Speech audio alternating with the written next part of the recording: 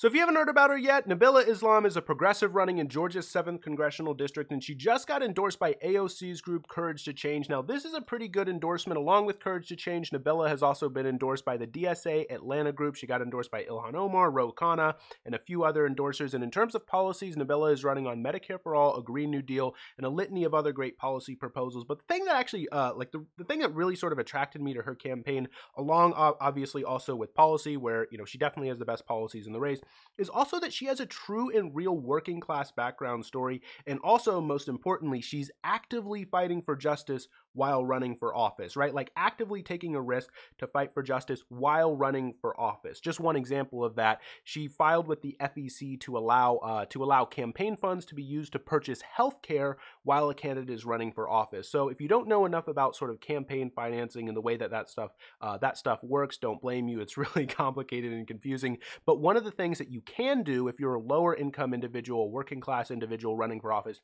you can use campaign funds to sort of pay yourself while running for office, to allow lower income individuals to run for office so that isn't a barrier. But one of the things that you cannot do is purchase health care for yourself. And so Nabilah Islam is actively fighting with the FEC to allow for a rule change to allow individuals to purchase health care, which is, her personally, she went off of health care because she couldn't afford it when she decided to run for office. And she literally doesn't have health care. A few months ago that might have been made a little bit more sense, but now during the pandemic, it's definitely a little bit crazy. But anyway, my point is this: to see someone actively taking a risk to fight for justice while running for office, I think it gives you a taste of her character. I think that's really, it's a really good sign, a really good thing to see. Now, a little bit of background about Georgia's 7th congressional district. I actually used to live sort of in the Atlanta area, so I actually do know a little bit about the district.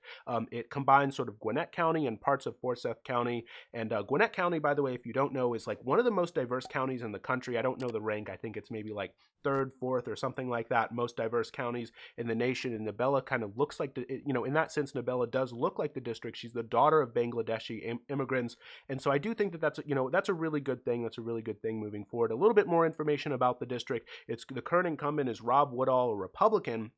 Although the district is being seriously targeted by Democrats. We saw last time around, I believe it was Carolyn Bourdeaux, who actually is running again in this district.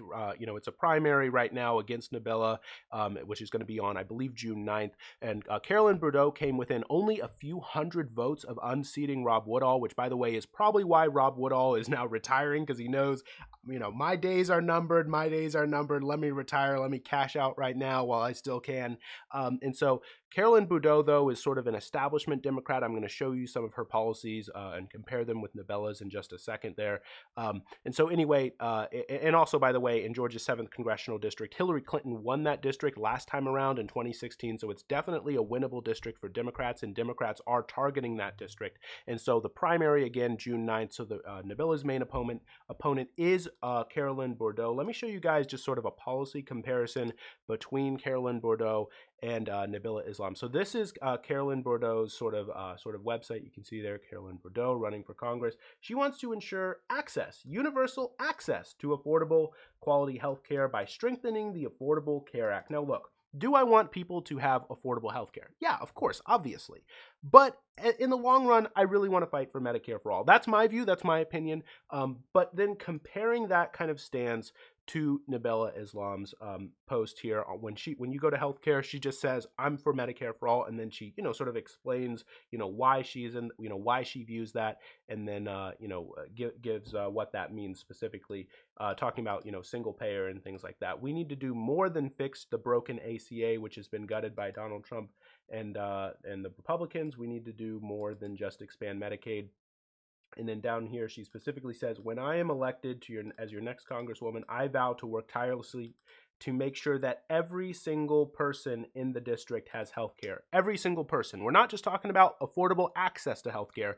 I mean, every single person is going to get healthcare. And I think that that's really the right way to go. I think that just sort of actively saying, no, the long-term goal of this thing is that everybody gets healthcare. We're not just talking about access, because I have access to buy a Lamborghini, but trust me, I can't afford one. We're talking about making sure that everybody has healthcare, because of course the difference between a Lamborghini and the difference between healthcare and a Lamborghini is, of course, that healthcare is necessary for people to live, and it's a human right. It's something which people, in my judgment, should have in a decent society, right? If somebody gets sick, they shouldn't be saddled with medical debt, right? Because we should just pay for that stuff.